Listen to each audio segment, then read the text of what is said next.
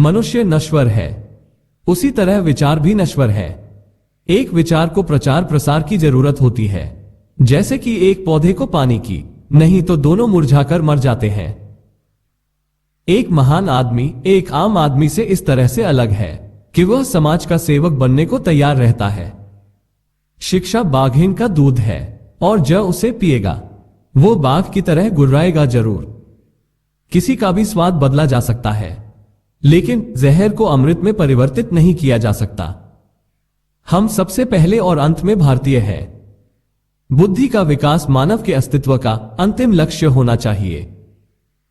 उदासीनता सबसे बुरी तरह की बीमारी है जो लोगों को प्रभावित कर सकती है। वे इतिहास नहीं बना सकते, जो इतिहास को भूल जाते हैं। धर्म मनुष्य के लिए है, न कि मनुष्य धर्म के लिए। आप कितनी दूर तक चले हैं, उससे ज्यादा महत्वपूर्ण यह है कि आप किस दिशा में जा रहे हैं। मैं एक समुदाय की प्रगति को उस डिग्री से मापता हूं जो महिलाओं ने हासिल की है। महात्मा आए और चले गए, परंतु अछूत ही बने हुए हैं। जो धर्म स्वतंत्रता, समानता और बंधुत्व सिखाता है, वही सच्चा धर्म है। बुद्ध के धर्म में समय के अनुसार बदलने की क्षमता है। यह एक ऐसा गुण जिसका दावा कोई अन्य धर्म नहीं कर सकता। राजनीति में हिस्सा ना लेने का सबसे बड़ा दंड यह है कि अयोग्य व्यक्ति आप पर शासन करने लगता है। छीने हुए अधिकार भीख में नहीं मिलते, अधिकार वसूल करना होता है। जब तक आप सामाजिक स्वतंत्रता प्राप्त नहीं कर लेते, तब तक कानून द्वारा प्रदान की गई कोई भी स्वतंत्रता आपके लिए किसी काम की नहीं है। जो कौम अपना इतिहास नहीं जानती, वो कौम कभी भी इतिहास नहीं बना सकती। हिंदू धर्म में विवेक, कारण और स्वतंत्र सोच के विकास के लिए कोई गुंजाइश नहीं है। शिक्षित बनो, संगठित रहो और आंदोलनरत रहो। भाग्य में नहीं, अपनी शक्ति में विश्वास रखो।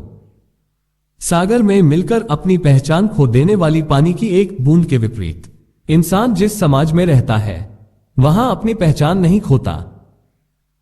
स्वतंत्रता का अर्थ साहस है, और साहस एक पार्टी में व्यक्तियों के संयोजन से पैदा होता है। ज्ञान हर व्यक्ति के जीवन का आधार है। यदि हम एक संयुक्त, एकीकृत, आधुनिक भारत चाहते हैं, तो सभी धर्मों के शास्त्रों की संप्रभुता का अंत होना चाहिए। मेरा जीवन 3 गुरुओं और 3 उपास्य दैवतों से बना है। मेरे पहले और श्रेष्ठ गुरु बुद्ध है, मेरे दूसरे गुरु कबीर हैं, और तीसरे गुरु ज्योतिबा फुले हैं। मेरे 3 उपास्य दैवत भी हैं। मेरा पहला दैवत विद्या, दूसरा दैवत स्वाभिमान और तीसरा दैवत शील है। मुझे वो धर्म पसंद है जो स्वतंत्रता, समानता और भाईचारा सिखाता है। भारत का इतिहास बौद्ध धर्म और ब्राह्मणवाद के बीच एक नश्वर संघर्ष के इतिहास के अलावा और कुछ नहीं है। जीवन लंबा होने के बजाय महान होना चाहिए। किसी भी समाज का उत्थान उस समाज में शिक्षा की प्रगति पर निर्भर करता है। यदि आप एक सम्मानजनक जीवन जीने में विश्वास करते हैं, तो आप स्व सहायता में विश्वास करते हैं, जो सबसे अच्छी मदद है। यदि हम एक संयुक्त, एकीकृत, आधुनिक भारत चाहते हैं, तो सभी धर्मों के शास्त्रों की संप्रभुता का अंत होना चाहिए। पति पत्नी के बीच का संबंध घनिष्ठ मित्रों के संबंध के समान होना चाहिए। मैं नहीं चाहता कि भारतीयों के रूप में हमारी निष्ठा किसी भी प्रतिस्पर्धी निष्ठा से जरा भी प्रभावित हो, चाहे वो निष्ठा हमारे धर्म से उत्पन्न हो, हमारी संस्कृति से हो या हमारी भाषा से हो। मैं चाहता हूं कि सभी लोग पहले भारतीय बने, अंत में भारतीय, और भारतीयों के अलावा और कुछ नहीं। संविधान यह एकमात्र वकीलों का दस्तावेज नहीं, ये जीवन का एक माध्यम है। मनुष्य इस दुनिया में कुछ भी हासिल नहीं कर सकता जब तक कि शील और शिक्षा पास ना हो। अगर मुझे लगता है कि संविधान का दुरुपयोग हो रहा है, तो मैं इसे जलाने वाला पहला व्यक्ति होऊंगा। आप कितनी दूर तक चले हैं, उससे ज्यादा महत्वपूर्ण यह है कि आप किस दिशा में जा रहे हैं। कानून और व्यवस्था राजनीतिक शरीर की दवा है। जब राजनीतिक शरीर बीमार पड़े तो दवा जरूर दी जानी चाहिए। इतिहास गवाह है कि जहां नैतिकता और अर्थशास्त्र में टकराव होता है, वहां जीत हमेशा अर्थशास्त्र की होती है। धर्म मनुष्य के लिए है, न कि मनुष्य धर्म के लिए। एक सफल क्रांति के लिए सिर्फ असंतोष का होना पर्याप्त नहीं है। जिसकी आवश्यकता है वो है न्याय, राजनीतिक और सामाजिक अधिकारों में गहरी आस्था। हालांकि मैं एक हिंदू पैदा हुआ था, लेकिन मैं सत्यनिष्ठा से आपको विश्वास दिलाता हूं कि मैं हिंदू के रूप में मरूंगा नहीं। मनुवाद को जड़ से समाप्त करना मेरे जीवन का प्रथम लक्ष्य है।